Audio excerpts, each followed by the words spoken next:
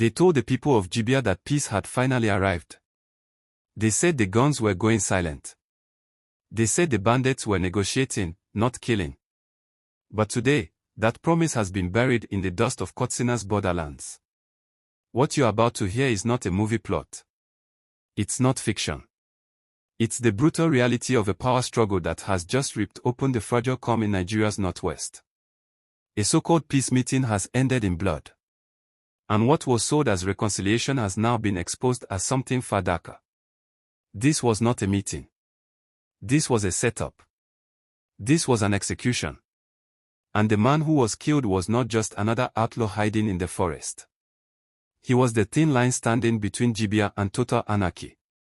Welcome to this exclusive security breakdown, coming to you on Saturday, January 31, 2026. While politicians in Katsina are busy arguing over whether 70 bandits were secretly released or not, a far more dangerous game has been unfolding deep in the bush, away from cameras, away from press statements, away from public accountability. Multiple high-level security sources have now confirmed it. Just when we thought the dust was beginning to settle, just when we started to hope that the new year would bring a breath of fresh air to the people of Zamfara State, another storm has gathered, and it is darker and more terrifying than before. We are not just talking about random bandits anymore. We are talking about a dynasty of terror. The headline you saw is not a mistake, and it is certainly not a rumor. It is the cold, hard reality that the people of Batsari village are facing right now. Terrorists, led by notorious kingpin Jambros, Bello Turji's brother, abduct 20 in Zamfara community. We are bringing you this heartbreaking and urgent update today because the situation in the northwest has taken a new and dangerous turn. For a long time, the name Bello Turji was the only one that sent shivers down the spines of residents. But now, it seems the family business of chaos has expanded. A new warlord, known locally as Yellow Jambros, has stepped out of the shadows and is proving to be just as ruthless, just as daring, and just as dangerous as the name he is associated with. Let me take you to the scene of the crime. It was Tuesday, January 28, 2026. The time was about 4 p.m. In many parts of Nigeria, 4 p.m. is when the sun is starting to cool down, when children are playing outside, and when farmers are thinking about wrapping up the day's work. It is supposed to be a time of winding down. But for the people of Batsari village in Zamfara State, 4 p.m. became the hour of doom. According to security sources and reports reaching us, the peace of the afternoon was shattered by the roar of motorcycles. If you live in Zamfara, you know that sound. It is the sound of nightmares. Terrorists, locally dubbed as bandits, stormed the village in large numbers. They didn't come in the middle of the night like thieves. They came in broad daylight like conquerors. They were led by this notorious figure, Yellow Jambros. The reports confirm that at least 20 innocent residents, fathers, mothers, perhaps even children, were rounded up and marched into the bush. Imagine the confusion. Imagine the fear. One moment you are in your house, and the next you are being forced at gunpoint to walk into the unknown forest. The community has been thrown into total panic.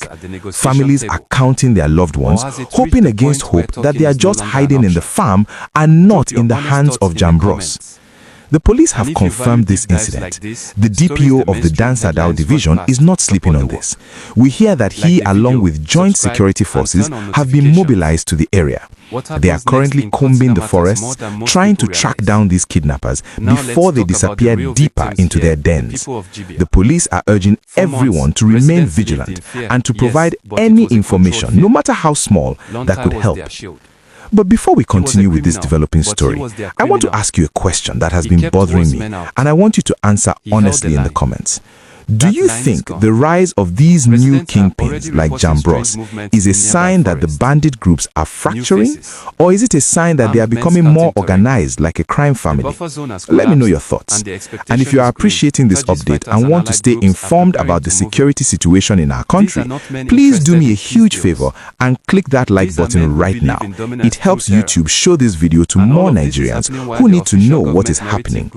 And if you haven't subscribed yet, please join the family by hitting the subscribe button and turning on the notification bell. We need to stand together and stay informed. Now, welcome back. We cannot talk about this abduction in Batsari without looking at the bloody context of the last few days. This attack by Jambros did not happen in a vacuum. It happened just days after a devastating ambush that shook the military and the police to their core. Just last week, we received a painful report regarding our gallant officers. It was a Monday. Personnel from the 1PMF Kaduna attached to Operation Fansanyama in Gusau were traveling. They were on a pass, moving from Bingi, Kotakoshi to Gusau. They were likely thinking about seeing their families or taking a brief rest from the war front, but they never made it. At a place called Gidangoni village, they were ambushed. The bandits opened fire on their vehicle. In that tragic encounter, we lost Inspector Aliyu Ibrahim and 5 other military personnel. 6 uniformed men, individuals who signed up to protect you and I, paid the supreme price. They were shot dead in cold blood. Others sustained injuries and were rushed to the Yeriman Bakura Specialist Hospital in Gusau. This is the reality of the terrain our security forces are dealing with. They are fighting an enemy that knows the land, an enemy that fights without rules, and an enemy that is now seemingly led by a new generation of warlords like Yellow Jambros. When you hear that a brother or a close associate of a major kingpin is leading operations